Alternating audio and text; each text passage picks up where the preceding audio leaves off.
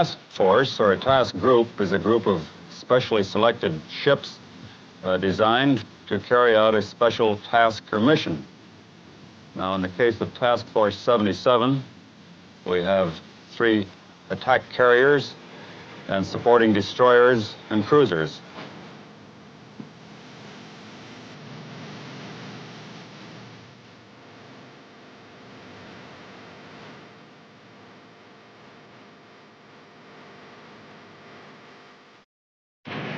Admiral, the 8 o'clock surface now shows low-level convergence into the op area with the high still building up in here and the weather.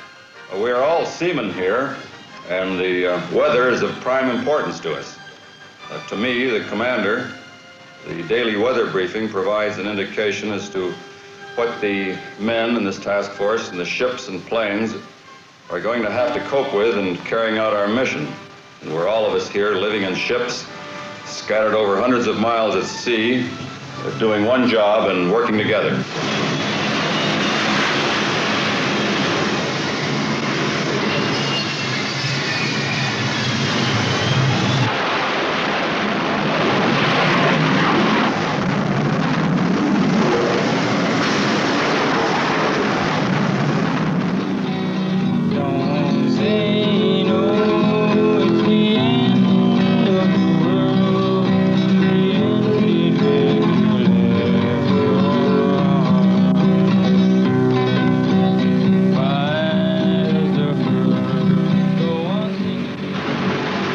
At the heart of this task force, the men of the aircraft carrier Kitty Hawk. Lieutenant Ernest Brazil speaking. And no matter how many times you're catted off this carrier, you just never get used to the feel of a catapult shot. It's something that can never grow old, something you can never become accustomed to. It's somewhat akin to being hit in the chest by a Mack truck, yet still it's a very fine feeling because you know everything's working properly and you're going to get off the end of the aircraft carrier flying.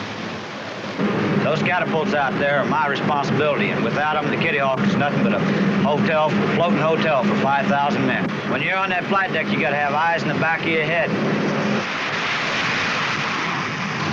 Once we get on the flight deck and start operating with the high noise level we have, we do most of our talking by hands and by lip movements.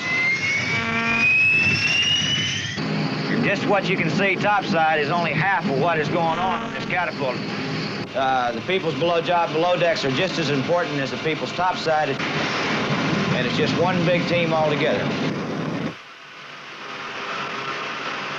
As you'll see, the flight deck crew hooking up the airplane, we have 5 men working together, and they have to work together or they're going to kill each other.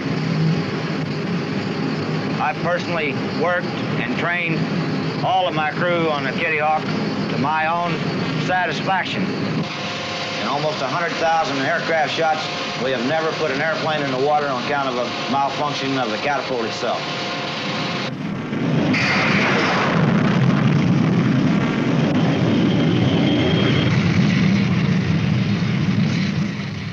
Among the young crew of this floating city is a solid sprinkling of old-timers.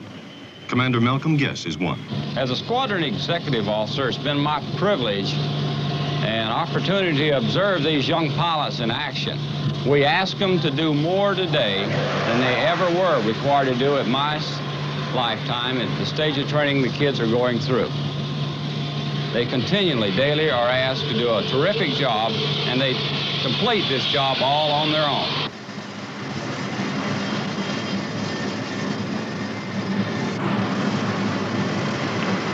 Ever since I've been on a ship, of course, the thing that's always impressed me so much is the hidden talent, or the guy that's off on the side that's doing a job that nobody ever really pays any attention to until he fails to do that job.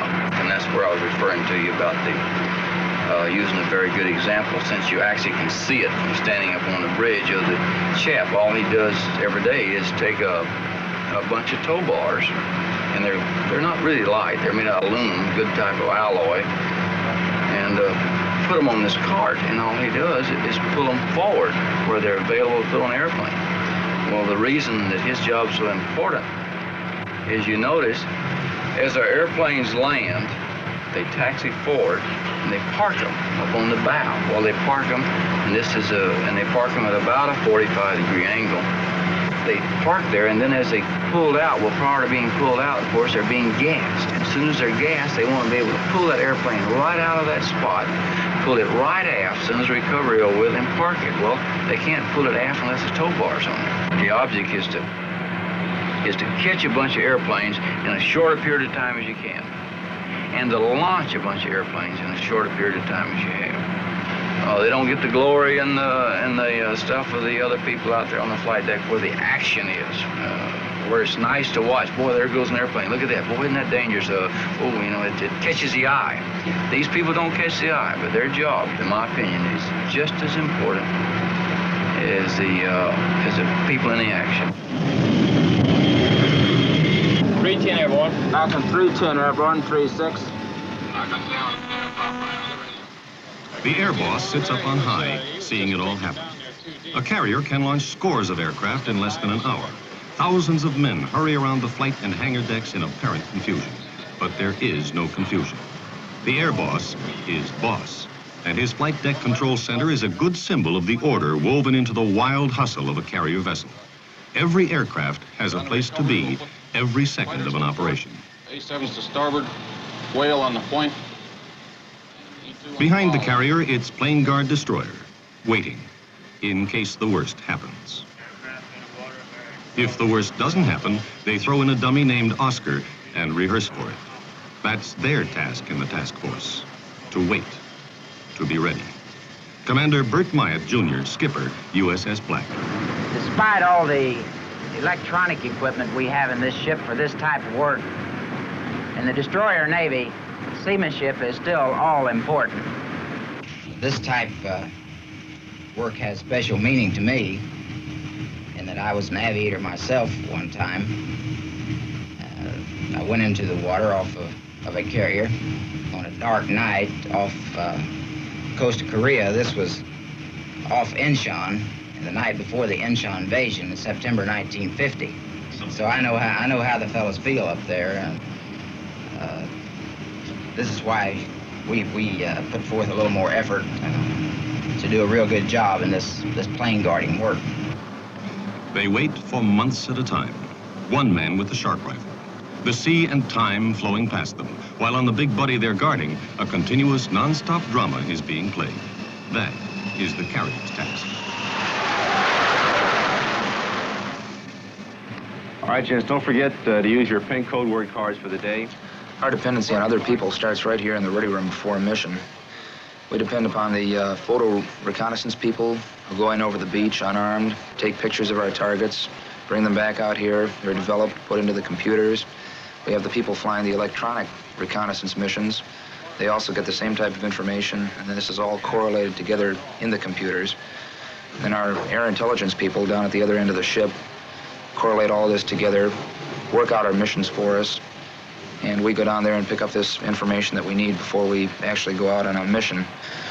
We come down here to the ready room, and we have all this information right in front of us, all laid out. Okay, gents, you've had the rundown on the target, you've got the route, and how we're getting in there, a standard formation on the way down. Once we get ready to make the turn in to go coast in, we'll pick up a standard tactical formation, get it outspread nice and wide, and I'll call my throttle setting there, and we'll make our run in. Remember to keep the bird moving. Hadn't been a lot of fire, but we don't want to take any chances on it. Okay, when we're ready for our mission, we start off by putting on right around 70 pounds worth of flight gear. This arrival vest carries your radio, your flares, your dye marker, your survival kit, a small medical kit, water bottles. These are all the things that you really need to survive if you're going to be down in the jungle for any length of time. Of course, you strap on a .38 caliber pistol on your hip, and you're ready to go on up to the flight deck, get out there and do it. We actually wear so much gear, at times you have the appearance of a big old teddy bear. You pretty well waddle up to the airplane, and at some point in the future, I think you can foresee a derrick to just pick up a pilot and sit him in the cockpit.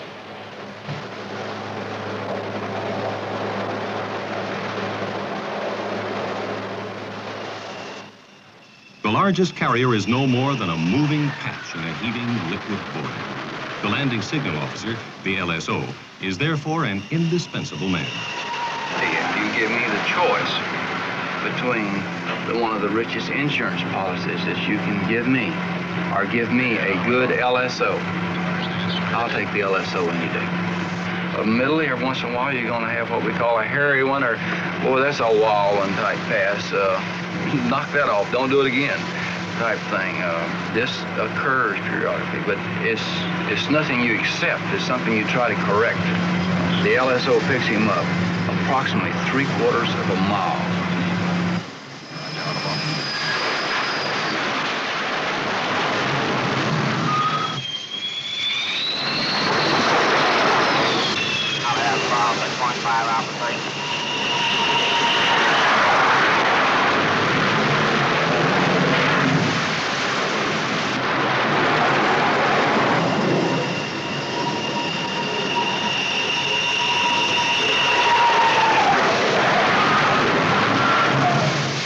Black bringing into the brake.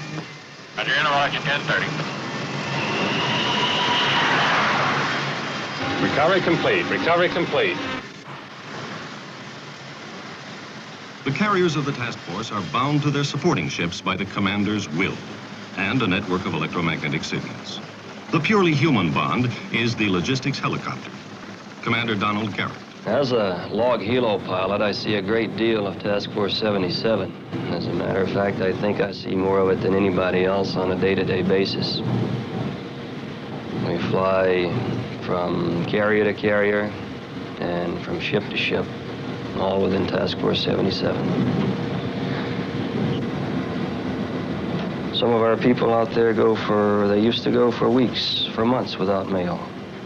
But one of the most important things to, I would say, the average sailor out there now, when it comes to the log helo, is the daily mail. The ships that we live on out here come and go, however we stay. You might say we're nomads of the Tonkin Gulf. We are the only airline that I know of that has to deliver people to their destination while we're still flying.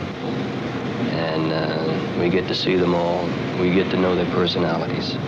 And the ships do have personalities, just like people.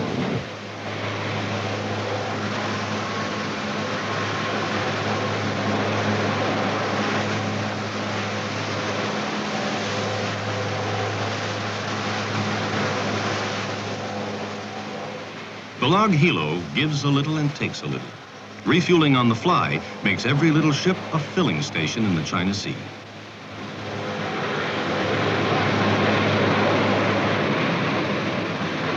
The landing pad on USS Stanley is at the very tip of the task force's perimeter, more than 100 miles north of Kitty Hawk.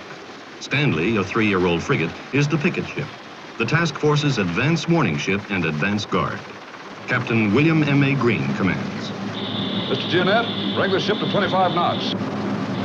Aye, sir.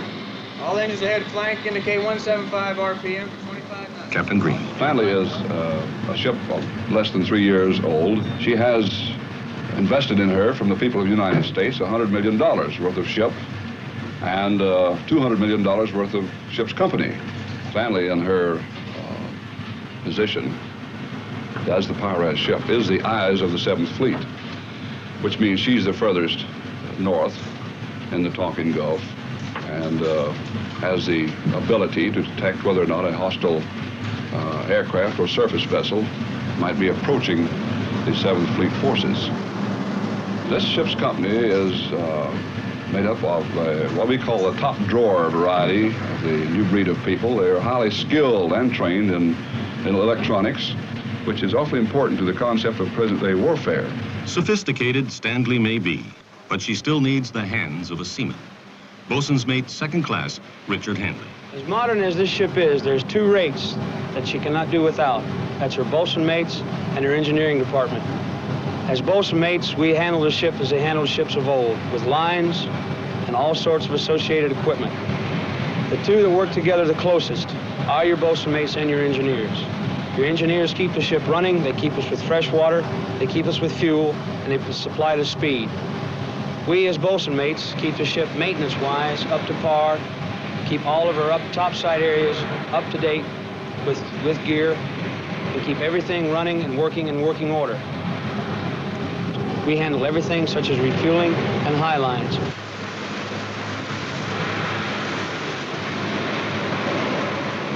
A fleet of supply vessels, a task force in itself, mothers the ships on station.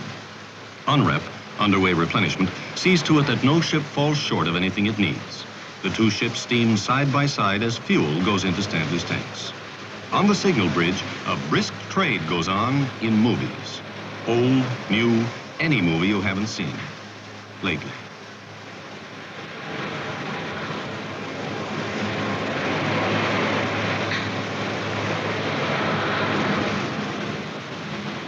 There are many ways to board a ship. Some of them not very interesting.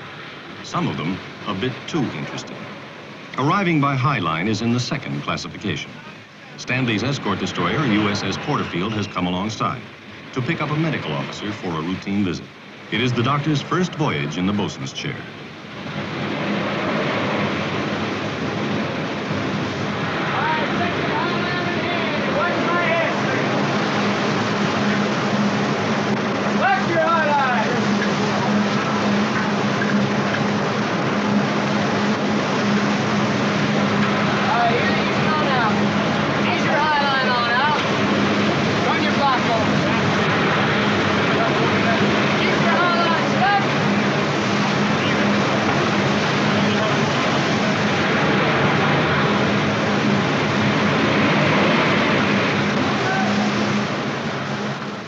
Porterfield now has a doctor in the house.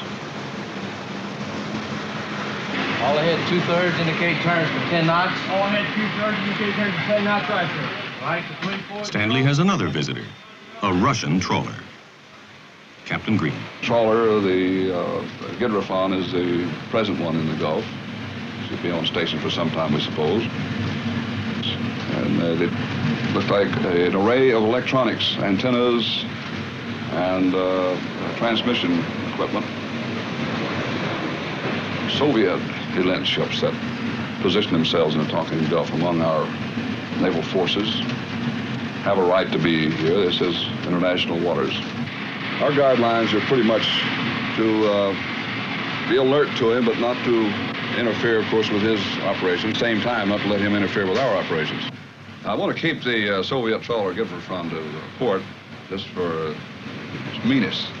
He's been trying to maneuver around to see our starboard side, and really, I don't know what he'll gain, but we'll keep him interested anyhow by, if I continue to pass him to port, as he stays around my area of operation here.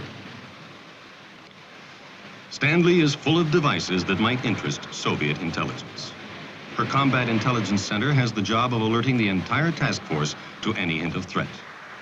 Captain Green. It's a time of quick response. Now, a matter of seconds. That is the atmosphere in which the commanding officer of a ship of this sophistication operates. You know, you might ask me, what level do you stop letting people make decisions or use their judgment? We don't stop any level. We even have petty officers of the Blue Jacket, first class and second class petty officers, who communicate back and forth with other ships without ever consulting me before they communicate or consulting the evaluator. They've got to in order to keep, we say, real-time information flowing. I'm turning control over console number 3. Radar man first class Arthur Russell. This is the bar cap, barrier combat air patrol, first line of defense for Task Force 77. We are providing control, much the same as around a civilian airport, with one important exception. MiG air bases are approximately 30 miles north of this aircraft, and anytime they may venture out. If they did, it will be my job to vector the bar cap into a position to meet the incoming raids. Passage 401, this is Armel, over. Okay, 401 up. And working with these pilots every day, pretty soon it gets to be on a first name basis, and then eventually it leads up to a nickname basis. Pilots and the controllers all have nicknames. Some of them are very descriptive, such as the Hawk, Happy. I acquired the nickname of the Bear initially, and after a period of time it was shorten even further to the teddy bear. I'm known as the teddy bear of the talking dog. These bar cap pilots are the world's greatest. It's often difficult sitting down here watching a couple of pips on a scope. Especially after getting to know several of them personally after visits to the carrier, and then all of a sudden you have a pip disappear on you. It's a very shattering experience every time we lose one, particularly when you know someone personally. Just about a week ago, Ernie and I had a little incident where we had a double engine flame out. We had to eject from the aircraft. We were about halfway down to Da Nang. We had another F-4 on our wing. Of course, he was right there to make all the radio broadcasts. We were in the parachutes, and we hit the water, and one of the first things I did was to pull out my little personal survival radius. As soon as we got in the water, I was in full contact with the other aircract at all times.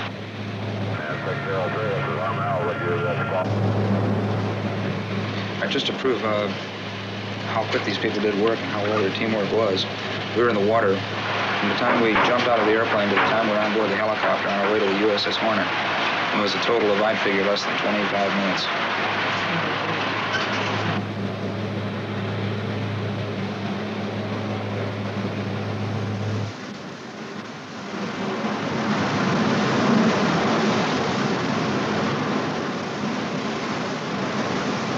A task force is a collection of men and ships at sea. And the sea is full of wind and rain and weather, and days and weeks and months passing. Many Americans no longer think of themselves as a seafaring people. The prairies, the mountains, the wilderness are more our historic images. Yet, Leif Erikson, Columbus, the Pilgrims, the great waves of immigrants came by sea, and Americans fought the most decisive battles in history in the Pacific.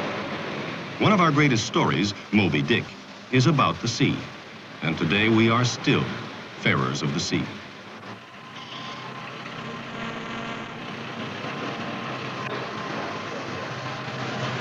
This is a stand-down day out here on Yankee Station. This is the first one we've had this cruise.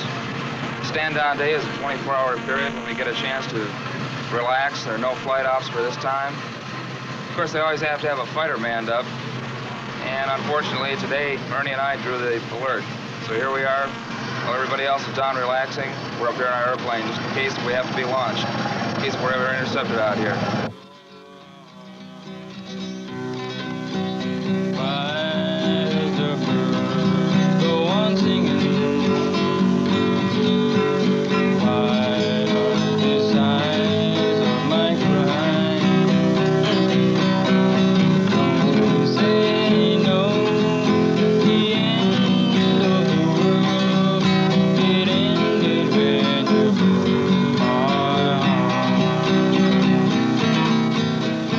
People, today's Easter Sunday. I just got a letter from you, so I figured I'd write home and let you know what's happening. We're sitting out here off coast Vietnam.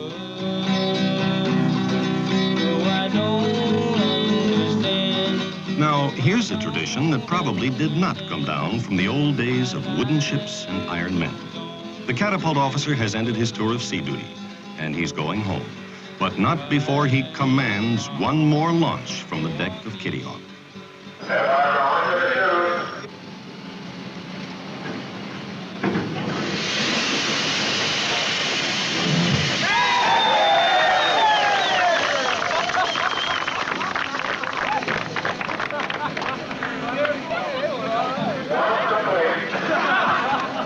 As the days turn into months, it is easy to forget the perils of the sea. A man coming too close to a jet exhaust has been blown over the side. 5,000 shipmates wait, each suddenly aware of his own mortality. Here is the young sailor saved from the sea. When I was falling, I didn't have much time to think trivial thoughts. As the ship went past me, I was spotted by one of the watches, and a smoke pot was thrown in the water. I was only in the water for about 10 minutes after the fantail of the ship passed me when a motor whaleboat off the USS Robinson picked me up. Came back on board the ship, landed in the helo that picked me up off the destroyer. I looked out the door. The first thing I saw was all of the CAT crew that the CAT officer would let come over, the men that weren't actually involved in the launch at the time. It was a real good feeling to know that so many of my friends had turned out to see me come back on the ship. Admiral Cousins. You have a mixture here of old pros and a large part, perhaps 75% or more, are men and young officers who are on their first combat tour, their first enlistment in the Navy in the case of the men. Nevertheless, it's always gratifying to me and I think surprising to many people to see how the young men pitch in, take their share of responsibility. The young fellows who last year were on a high school football team or working at a gas station this year out here have a vital part in this team, whether they're down in the engine room or working on in a shaft alley or tending a boiler, or up working on the arresting gear on the flight deck. They're all in a responsible place, and for many guys, it's the most responsibility they'll ever have. Captain Green of the Stanley. But I believe this is a fairly good summary of commitment to cause. And we have in Navy ships a commonality of cause, a commonality of purpose. I don't believe any other profession can really say that. Everybody has an objective with purpose, an objective for which they stand and which they are destined. But I believe in the Navy ships, even unlike other military forces, there is a commonality of purpose, there's a camaraderie that I can't believe others can develop. But again, it's when you say shipmate and a ship's mission, they fit hand in hand, and I think we'll usually go in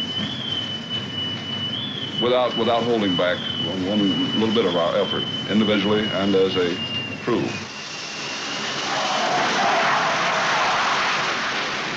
A collection of men in ships and planes. Young men and old pros. Shipmates a long way from home.